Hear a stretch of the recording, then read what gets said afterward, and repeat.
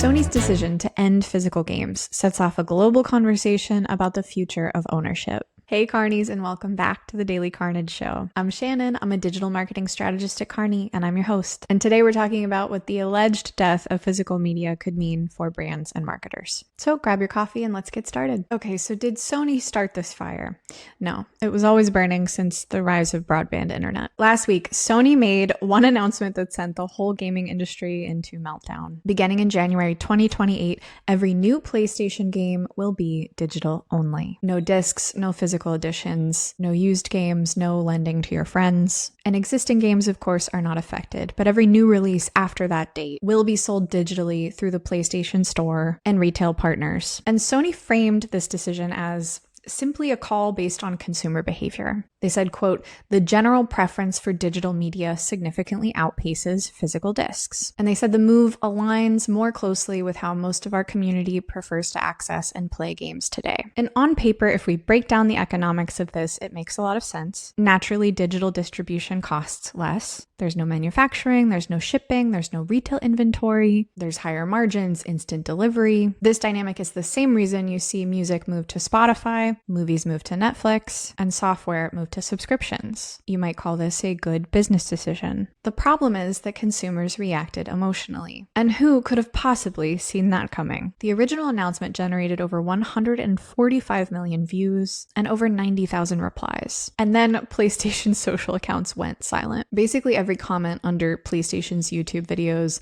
even the unrelated ones, share one sentiment, which is bring back physical games. And like the death of Spirit Airlines that we discussed in an episode this season, people are really reacting to what they sense this could mean for the future of all physical media. The truth is that a large part of our purchases as American consumers are digital. When you buy digital licensing or a subscription, you can't lend it, you can't sell it, you can't display it, you can't archive it, you can't put it away and decide years later, decades later to play it again. You know, legally you're just purchasing a license, but licensing agreements expire. Servers shut down and stores close and content can just disappear. And contemporary consumers have watched this play out repeatedly. Just recently, actually, Sony faced criticism after purchased movies disappeared from customer libraries because of licensing changes. Just like a moment of silence for the Sony social media managers.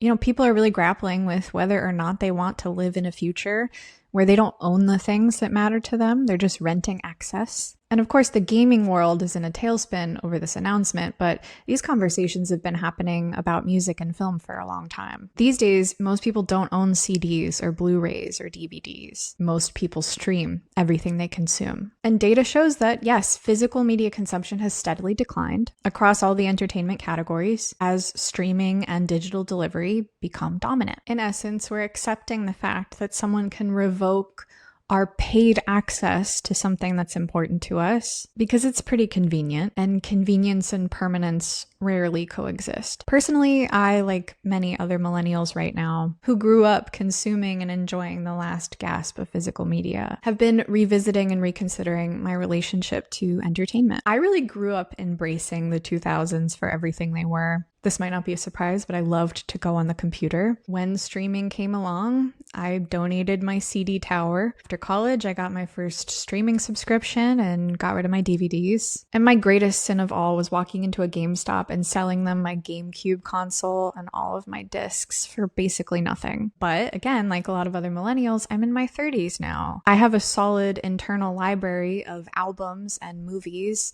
that I consider integral to the development of my identity, that I appreciate as pieces of art and would really prefer to purchase once and own forever. Or things like, you know, I just really miss putting a CD in a boombox and playing it start to finish. So like a lot of people, I started a vinyl collection and I started carrying CDs in a case in my car. And in exchange for having to manage media in a physical space, I get to lend my media. I get to experience it in space and time. The album artwork, the DVD booklet, I get to put them away and rediscover them. What I'm trying to say is there's a lot of romance caught up in physical media. It's not just about streaming the thing and watching it or listening to it. It really is about the stuff before and after, about sharing space with it, developing a relationship with an object. And maybe Sony saw all of this coming, but More than likely, it seems they may have underestimated how much romance and nostalgia is wrapped up in all of this. So what can we learn as people who communicate for brands? First off, consumer behavior isn't necessarily the same as consumer preference. Yes, we know more people buy digital games, but that doesn't mean they want physical media to disappear altogether.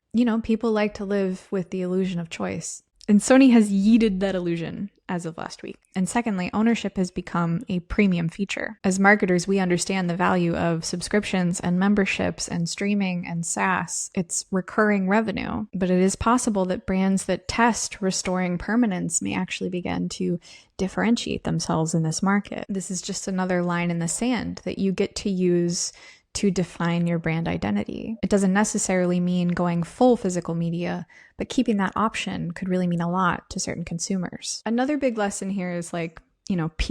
Sony probably made this announcement assuming it was a simple supply chain and distribution decision. It's just a business call, but that demonstrates a lack of awareness in cultural resonance. While all of these conversations continue to evolve in adjacent industries, of course, consumers are going to hear this announcement and immediately interpret it as a values statement. And now Sony has a serious erosion of trust on their hands. And whether or not the petitions for Sony to reverse their decision to end physical discs prove to be effective or not, the market has been heading in this direction for many years. Indeed, physical media may not be a sound business decision by the numbers for your brand or your organization. But as more industries move towards subscriptions and cloud services and streaming and AI and these digital ecosystems, the brands that are going to win will be those who make people feel as though they own something, meaning ownership may be on its way to being a very valuable brand promise. Short of just bringing back physical media and ownership,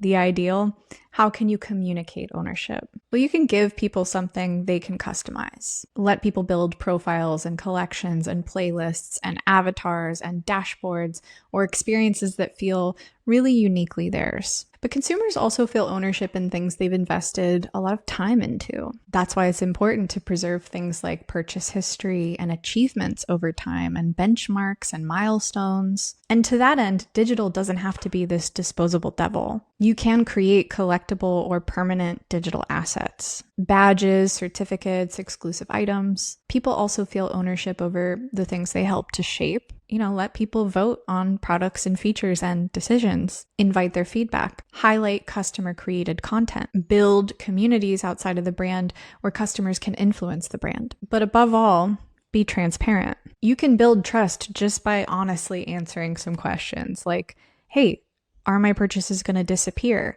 And when will that happen? Can I transfer them? What happens if this service shuts down? Can I export my data? The balm to anxiety and dread is control and confidence. And the brands that aren't speaking to and soothing those anxieties are really at risk of collapsing sentiment. And this time is ripe with opportunity to differentiate yourself. For instance, if you're like a shoe brand with a repair for life policy, that Instagram post writes itself. One thing's for sure, the cool kids are watching and listening and driving around with a 200 sleeve CD case in the back of their car. And that wraps it up today for the Daily Carnage Show. Thanks so much for joining me. Make sure to like and subscribe across all our socials. And of course, don't forget to subscribe to the Daily Carnage newsletter. We send an email every day of the work week to help keep you the sharpest marketer in the room. Have a good one, Carnies, and I'll see you in the inbox.